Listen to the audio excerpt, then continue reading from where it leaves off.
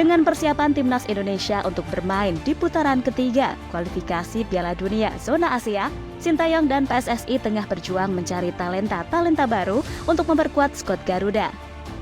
Demi menghadapi kerasnya ronde ketiga nanti, lini serang menjadi perhatian utama. Beberapa nama dirumorkan akan masuk ke skuad, termasuk Ole Romeni yang masih bimbang. Namun ia harus waspada karena ada beberapa pemain lain yang siap bergabung, seperti penyerang muda Mauro Zylstra yang kini bermain untuk Volendam FC.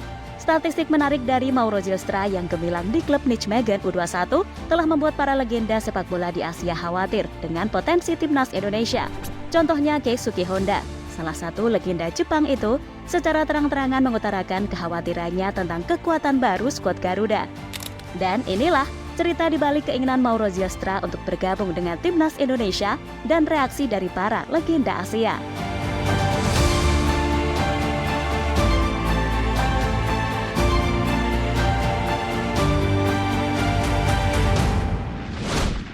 PSSI dan Sintayong tengah berupaya mencari pemain yang berpotensi untuk membawa timnas Indonesia melaju lebih jauh lagi di ronde ketiga kualifikasi Piala Dunia. Coach Shin berujar bahwa lini yang paling lemah saat ini adalah lini penyerangan. Meskipun sudah mencoba berbagai metode dan strategi, hasilnya masih belum memenuhi harapan.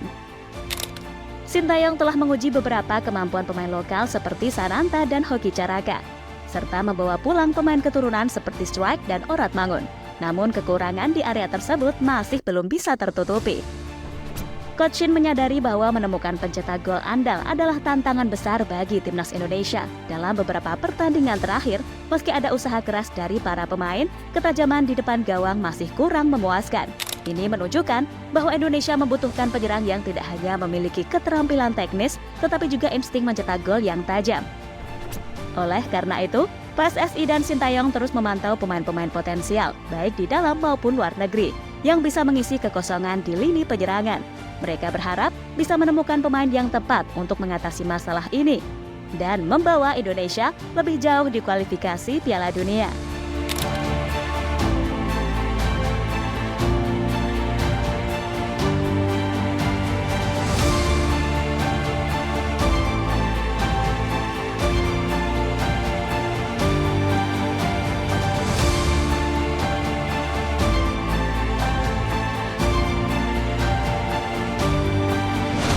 Nah, selain itu, dengan keberhasilan timnas Indonesia melangkah lebih jauh di babak kualifikasi, banyak striker keturunan kelas atas yang dirumorkan tertarik bergabung. Salah satunya adalah Mauro Zylstra. Pemain yang memiliki darah Indonesia dari sang nenek, Mauro merupakan striker yang cukup menarik perhatian. Ia telah bermain sebanyak 19 pertandingan dan berhasil mencetak 9 gol di NEC Nijmegen U21, serta menjadi runner-up top skor di Liga Belanda U21. Potensi besar yang dimiliki Mauro tentu menjadi harapan baru bagi lini serang timnas Indonesia di masa depan.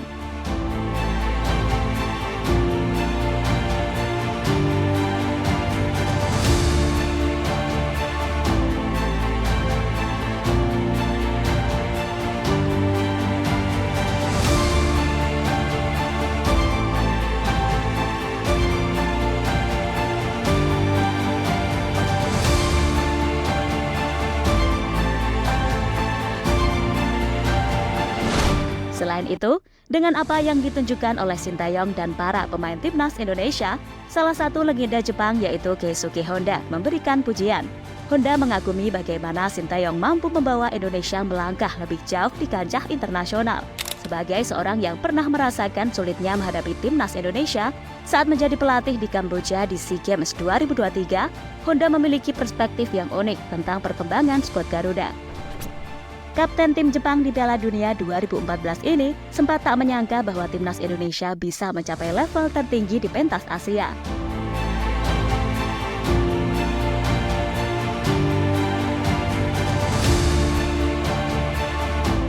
Keisuke Honda tak segan memberikan pujian kepada pasukan Sintayong. Baginya, prestasi dan perkembangan timnas Indonesia di bawah arahan Sintayong adalah sesuatu yang patut diapresiasi dan menjadi inspirasi bagi banyak tim lain di Asia. Indonesia adalah tim yang sangat berbahaya di Asia Tenggara. Dari sisi kualitas, mereka punya pemain komplit. Menarik untuk menunggu pertandingan antara mereka dan tim Jepang di kualifikasi Piala Dunia, kata Honda, dilansir dari media Vietnam dan Tri.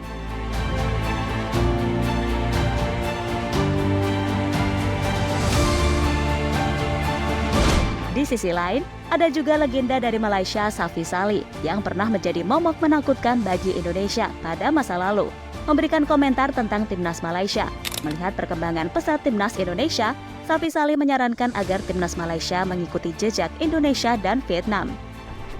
Kita harus melihat keluar, karena kita sudah terlalu lama berada di dalam. Lihat bagaimana Vietnam, Indonesia, Thailand berhasil melakukan perombakan yang luar biasa, ucap Safi dikutip dari tvnews.com.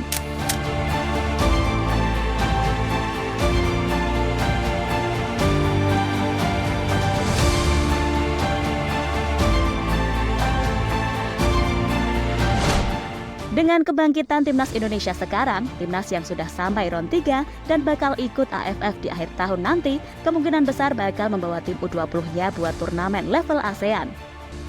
Tim seniornya bakal tetap fokus ke ronde 3, dan dengan para pemain baru yang datang untuk ronde 3 nanti, maka akan membuat skuad Garuda lebih solid dalam menjalani laga yang akan berat di putaran ketiga. Nah, jadi itulah reaksi dari pemain legenda di Asia yang melihat perkembangan dari timnas Indonesia. Skuad Garuda yang dulunya terpuruk, sekarang berhasil ngalahin tim kuat ASEAN seperti contohnya Vietnam, dan membuka asa untuk lolos ke putaran final Piala Dunia yang akan diadakan di Amerika.